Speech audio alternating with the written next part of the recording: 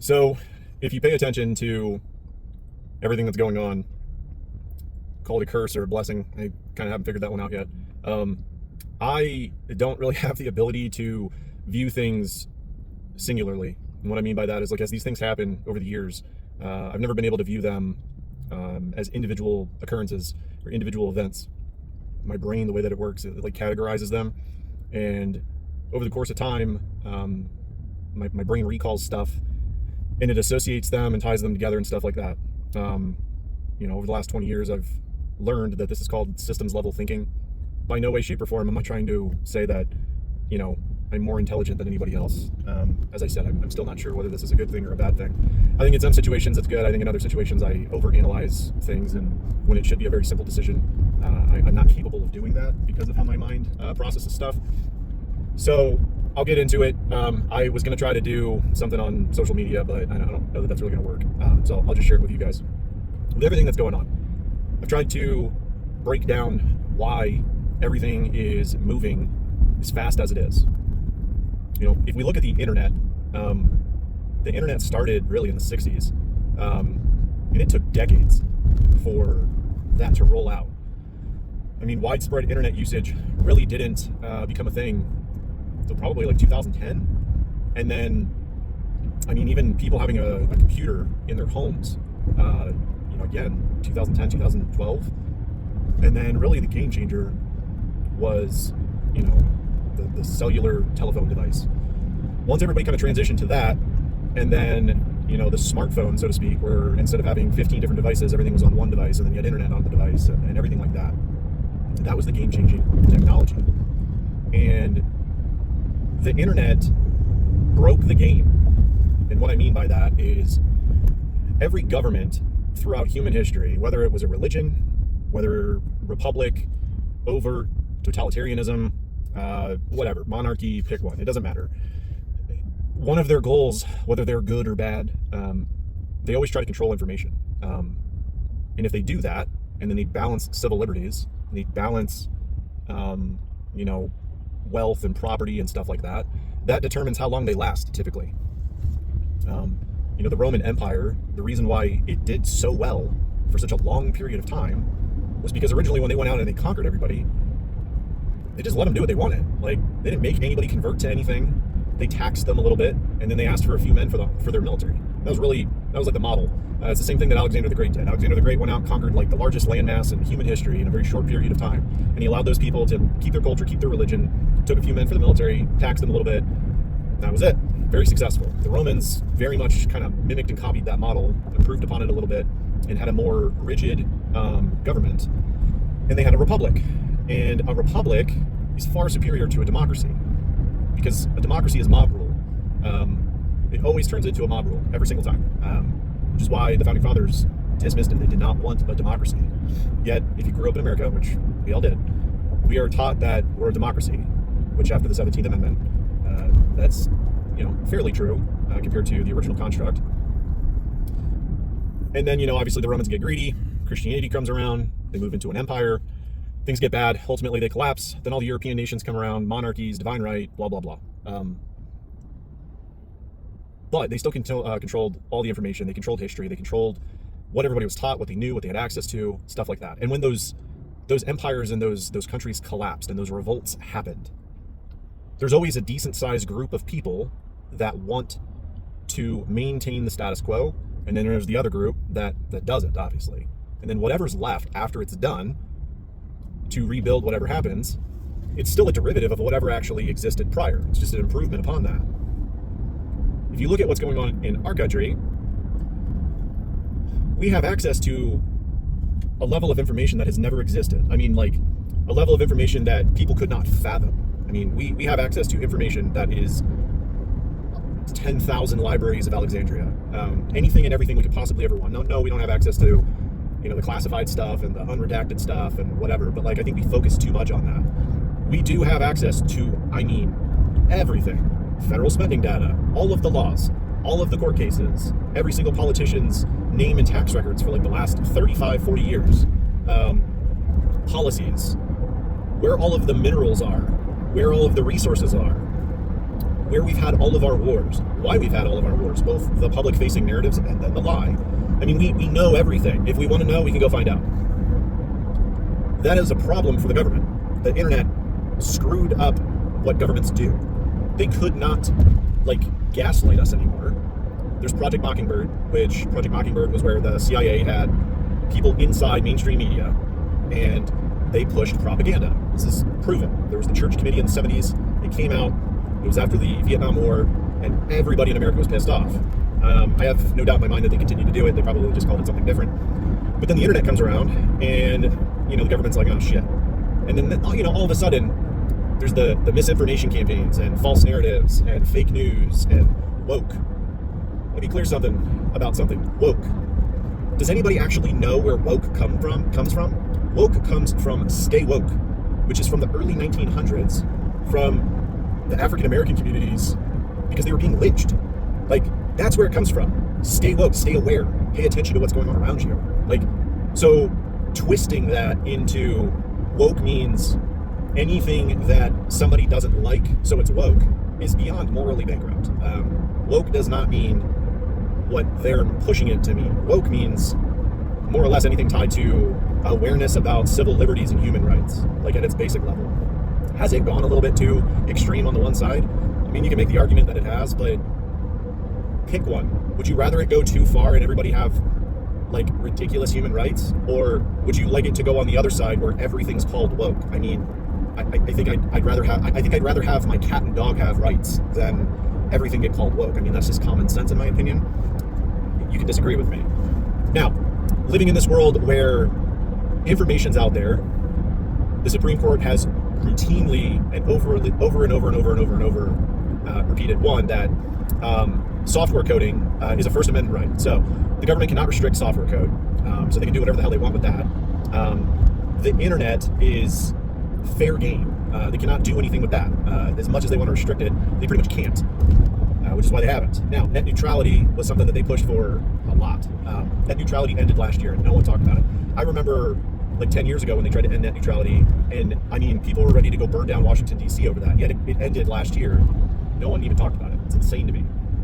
Net neutrality basically just means that your internet service provider can now throttle your internet speed to encourage you to spend more money for high usage times and whatever else. It just gives them the ability to encourage you not to go to certain websites or blah, blah, blah. It's a way to effectively manipulate internet usage. To my knowledge, they're not really doing this. Internet service providers have basically been yeah, we're not going to do that yet. Doesn't mean they wouldn't. So, what is the government supposed to do? Well, if you can't restrict access to the information that now everybody has access to, you would want to know what everybody's doing, which is where the mass surveillance comes in. Well, they can't just monitor everybody all the time. They don't have enough manpower for that. There's not enough people that would be willing to do that. And then even if they did, there's always going to be whistleblowers. Edward Snowden and multiple other people throughout U.S. history, after a period of time, have proven time and time again that there's always a line that they're not willing to cross, where there's a threshold that once broken, they're like, nope, I'm out. AI doesn't have that problem. It doesn't have a moral compass. It's a computer program, software, whatever, and it will do whatever you program it to do without fail. That is part of it. So the mass surveillance being built out, which is not debatable. I mean, it's clear as day. They're not even trying to hide it at this point. I mean, that's why Anthropic told the Department of War, Department of Defense, no, we're not giving you the keys to the car. Second part of it, pretty well known that the elites have just been extracting wealth from the middle and lower classes at this point, and more people are becoming aware of that and becoming pissed off about that. Doesn't necessarily mean that they're going to do anything about it yet. You also have moral injury in our country with the Epstein files, with corrupt politicians, with warmongering for absolutely no reason whatsoever, and now we're all pretty much aware that every war we've ever fought, I mean, even World War II, one of the most fucked up things about World War II is that how many people died in the Holocaust? 6 million, right? Yeah, no, it's actually 13 million. There was the Roma, there were the gay people, there were the black people, there were the political protests. I mean, there were 13 million people that were just killed. It wasn't just the Jewish people that were murdered. There were many other people that were not in the military that were just murdered in the same gas chambers, in the same concentration camps. So they created a hierarchy system for murder and suffering. That's just as fucked up as genociding the people. So there's all that. So yeah, I mean, World War II was probably like the last like good reason to go to war. Everything else after that was not. But people are now aware of that. People are sick and tired of our government for the most part, and we now live in a system where it's a flip-flop system. Every 2 to 4 years, we're going to go back and forth. Republican, Democrat, Republican, Democrat, Republican, Democrat. The problem is that only 50 to 60% of our country votes. And of that 50 to 60%, 25% of the people that are in Congress are Christian Zionists. And 10% of Congress is Jewish. So they're going to obviously push towards a certain narrative, things like that. And then of the people voting, they're pushing a certain narrative or whatever. The people that have brains on their shoulders, a lot of them don't vote because they're like, there's no point. So what does this all mean? Well, in any situation in which there's civil unrest and there's a revolt that happens, again, tying this back into history, there's always a group of people that's going to support the status quo. Sometimes this can be as large as like half the population. And typically in these revolts, there's a group outside of that country that supports the group inside the country to support that revolt or revolution. That's why they win. That's literally how the American Revolution was won, because we had French support. In America, there's not going to be any outside support. No one likes us. They just deal with us. But, and here's the but. If you look at the numbers and percentages inside of America, 27% of this country identifies as Republican, 27% of this country identifies as Democrat. The rest of the country identifies as independent, or they're part of, a very, very, small minority party. That is the largest share in U.S. history. That means the majority of this country doesn't want to play the game anymore. That means that if there were to be a revolution or a revolt, there's no one to support the status quo, really. I mean, you're going to have 27% at best, because you're not going to get both 27% to work together to support the system that the other group doesn't want to support, because that's how it would go down. The majority of our country doesn't support Republicans and Democrats, and then everybody else does, but they don't get along with each other, so they're not going to support each other, because those are like the deeply embedded ideological difference people. What does this mean? And how does this tie into everything? Why are they building out AI? Why are they going to build out a mass surveillance state? Okay? What is the government supposed to do in a situation like this? They know that they can't compete with that. It's a numbers game, right? There's 342 million of us. So let's just do math real quick. Let's say that 50% support ending the current system because it's broken. Okay? And then let's take 42 million that are kids or can't do shit. Let's just use 300 million. So that's 150 million Americans that would support getting rid of this and redoing it. Then take the other 150 million and split that in half, because one of those sides, whether it's the Republicans or the Democrats, are going to support the effort to get rid of the system, because they're not all insane. You just identify as Republican or Democrats. You probably get people from both sides that are like, okay, yeah, no, we get it. So more realistically, you're going to have like 200 to 220 million people that are going to support this effort. The government is not going to have anybody, really. I mean, they're done. We recall the military, you're going to have what, 2 million people against 220 million people? They know this. They're not stupid. They fully understand the numbers game. They also understand that the Second Amendment is a thing. We have 400 million plus guns in this country.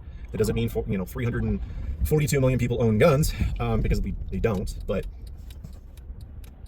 look at Palantir. Look at the targeting systems that they're building. Look at the drone systems that are being built.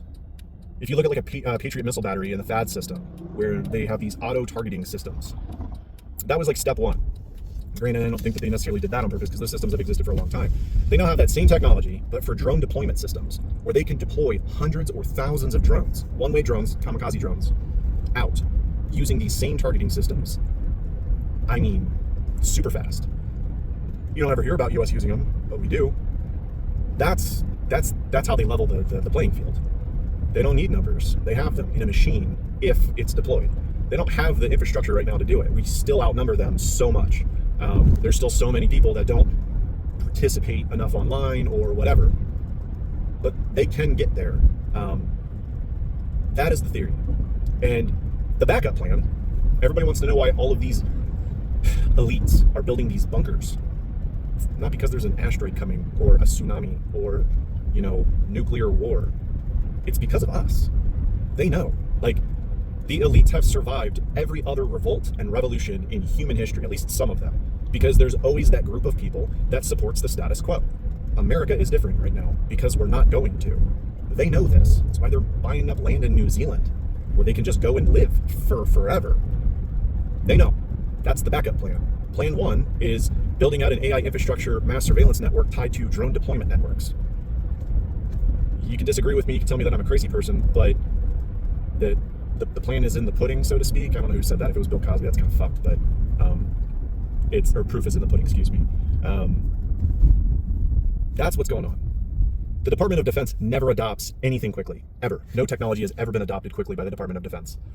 We build weapon systems, they're super secret squirrel shit, but a civilian technology that was developed outside of a military weapon system being adopted as quickly as it has with AI, that's never happened in US military history.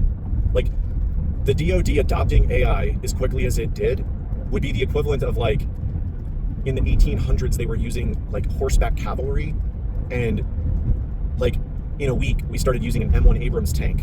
I know that sounds like a huge jump, but when you look at these database systems and stuff like that we're using for certain things in the military, like that's how much of a leap it is. That's not normal. That speaks to what they're trying to do. So I think that that's the plan.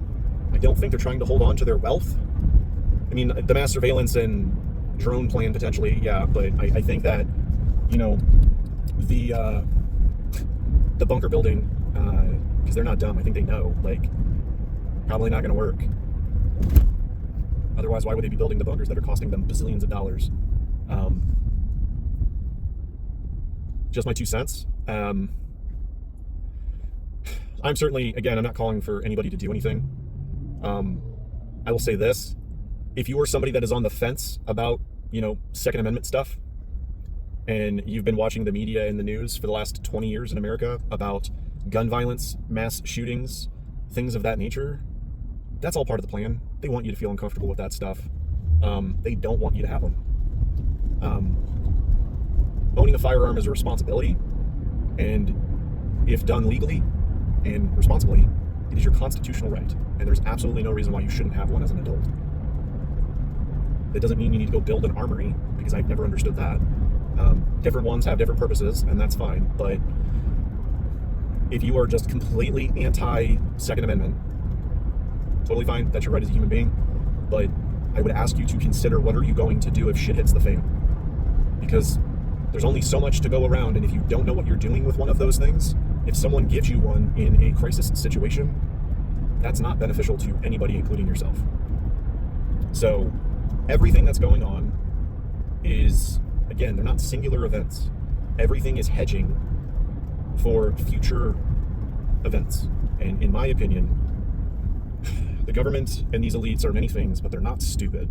I think they see the writing on the wall. I think they've seen the writing on the wall for a very long time. I may be wrong.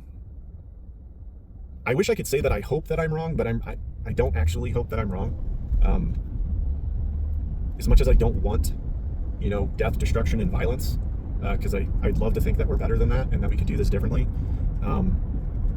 We're not. We're not. We have absolutely nothing to prove otherwise. There's still chances that it doesn't happen. It may still take decades for something to happen. But that's my theory. That's my idea. There's a lot of noise, to include the Epstein files, in my opinion. Yeah, it's bad. It's super fucked up. Those people should all be tortured. And then, honestly, I thought about it. I don't even think that they should be killed. I think they should just be thrown in prison and let that system handle it, because those people don't even like that stuff. They'll take care of that problem. But I know that this is a really long video. I'm going to try to shorten it up a little bit, but thanks for listening.